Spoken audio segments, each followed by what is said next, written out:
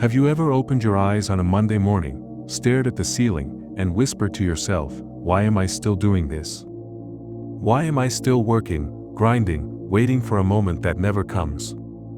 If that thought has crossed your mind more than once, then you already know what this video is about. Most people carry this quiet ache inside them, the feeling that life is slipping away, that their best years are buried under routines and responsibilities. They keep telling themselves that someday they'll slow down, someday they'll rest, someday they'll live. But here's the truth. Someday is not a day on the calendar. Someday is the lie we tell ourselves when we're too scared to choose today. Retirement is not just a financial decision. It is a philosophical one. It's about reclaiming your time, your energy, your presence. It's about recognizing that life was never meant to be a waiting room. And if you've been feeling that pull, that quiet voice telling you it's time to step back and truly live, then keep watching. This is your wake-up call. And if you believe more people need to hear this message, do me a favor and subscribe right now. It helps this channel reach those who are quietly waiting for permission to start living. Question 1. Have you been deferring your life? It's a quiet kind of suffering, the kind that hides behind your calendar, behind your to-do list, behind the polite smile you wear when someone asks how things are going. You've been telling yourself there's a time for everything, a season to work and a season to live. But the seasons keep passing and somehow your life always ends up on hold. You tell yourself you'll travel later, you'll relax later, you'll be present later. But later never comes. The days blur together and the life you thought you were building starts to feel like a life you're deferring. The Stoics knew this trap well. Seneca warned, "You are living as if destined to live forever." Your own frailty never occurs to you. It's the great illusion of permanence that steals our time more than anything else. You think you have more of it. You think one more year won't hurt. One more project, one more raise, one more milestone. But while you're climbing the mountain, you forget to look around and realize the air is getting thinner. You're not the same person you were 10 years ago. Your body is changing. Your energy is fading. The people around you are aging too. The dreams you put off might not wait forever. So you have to ask yourself, honestly and without excuses, are you living, or are you just waiting? Because if your answer is closer to waiting, then retirement isn't just a financial question anymore. It's a moral one. It's about honoring the life you were given, not sacrificing it to a system that was never designed for your joy. You don't need to have everything figured out to start living now. You just need to stop lying to yourself that someday will be the right time. The right time is a myth. The right time is now. Question 2. Is your health suffering? You can ignore it for a while, until it starts whispering louder than your ambition. The aches, the stress, the fatigue that doesn't go away after a weekend off. You chalk it up to getting older, to working hard, to responsibilities. But deep down, you know it's more than that. Your body is speaking in the only language it knows, and it's telling you something you've refused to hear, that you are breaking. Marcus Aurelius once reminded himself, you could leave life right now. Let that determine what you do and say and think. He wasn't being dramatic. He was being precise. Because when your health begins to fade, it becomes the clearest signal the universe can send that something needs to change. What good is another year of salary if it costs you the ability to sleep without medication, to walk without pain, to breathe without anxiety pressing on your chest? This isn't just about physical pain. It's about the emotional toll of ignoring yourself for too long. Every time you say yes to another late night, another deadline, another meeting that drains you, you're saying no to healing. No to stillness. No to life. The truth is, most people only realize the value of health when it's already slipping through their fingers. They treat their body like an afterthought, a machine that can run forever, until it doesn't. But you don't need to reach a crisis point to make a choice. If your health is whispering to you, that's mercy. If it's screaming, then it's time. You owe yourself the kind of life where your body isn't just surviving work, but thriving in freedom. Because no accomplishment is worth a broken vessel. No trophy is worth a failing heart. You've got one body, one mind. And if either is starting to give out, retirement isn't running away. It's reclaiming the one thing you can't buy back, your well-being. Question 3. Is it impossible to work less? Ask yourself this without flinching. Is there any room left in your life to slow down, to breathe, to pull back even slightly from the endless demands of your job? Or have you built a world where stepping away is not just hard, but unthinkable? Most people will never admit how trapped they are by the pace they set for themselves.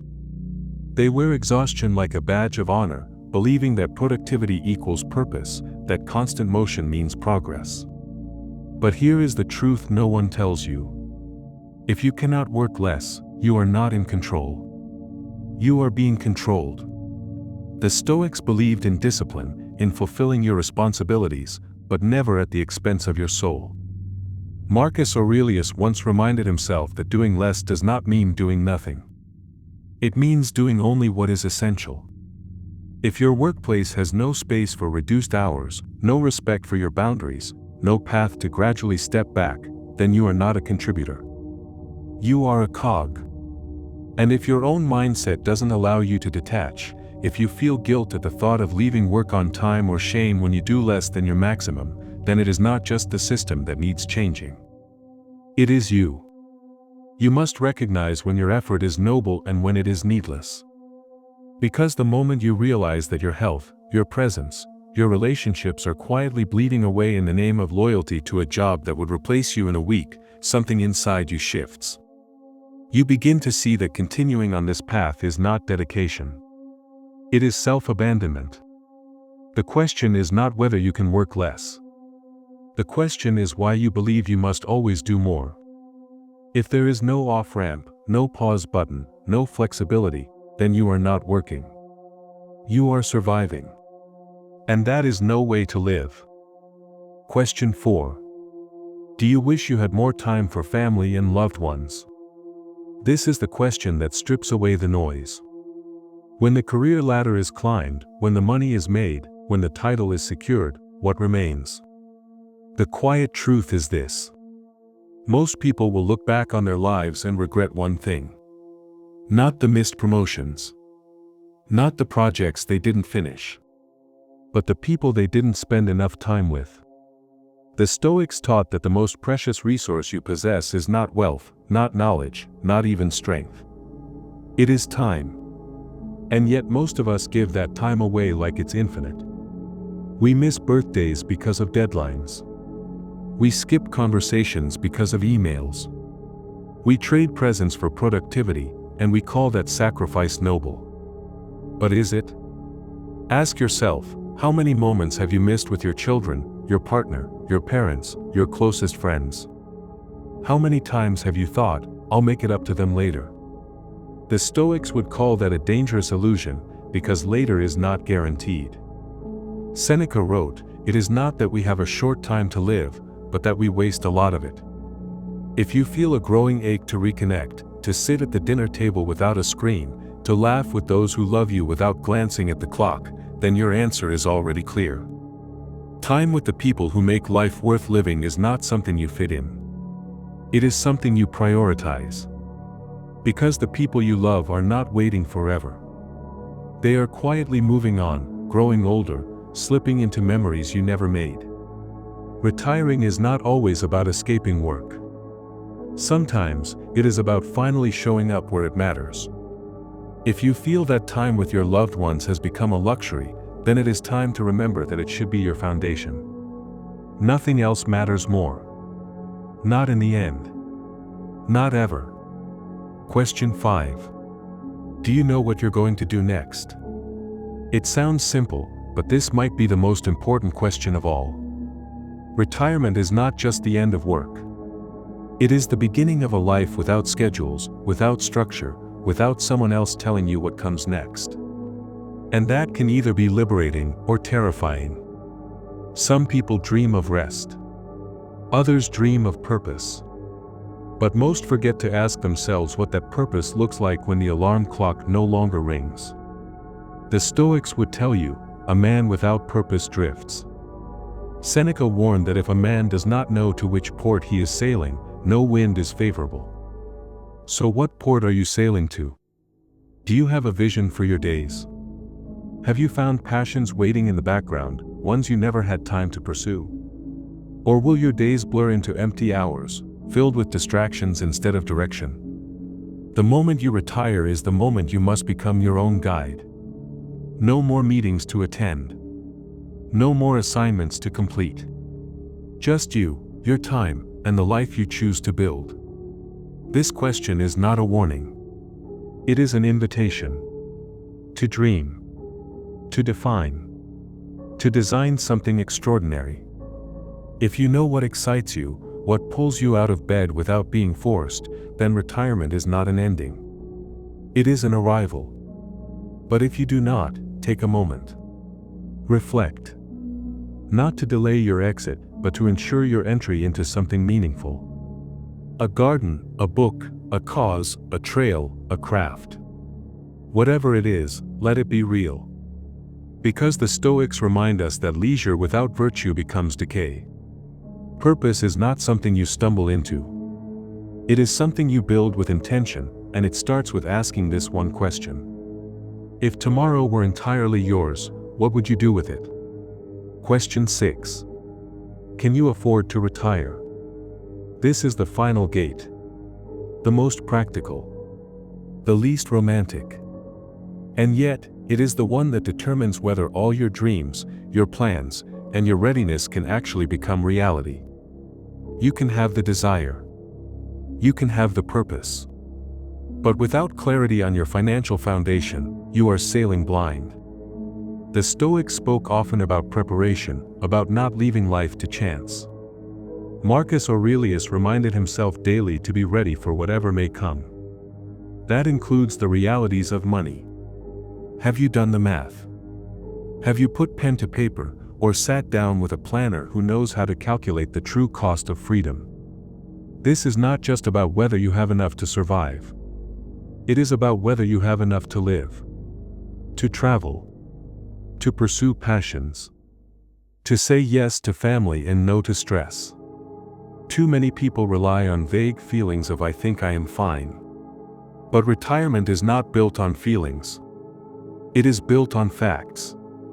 Look at your savings, your spending, your future needs.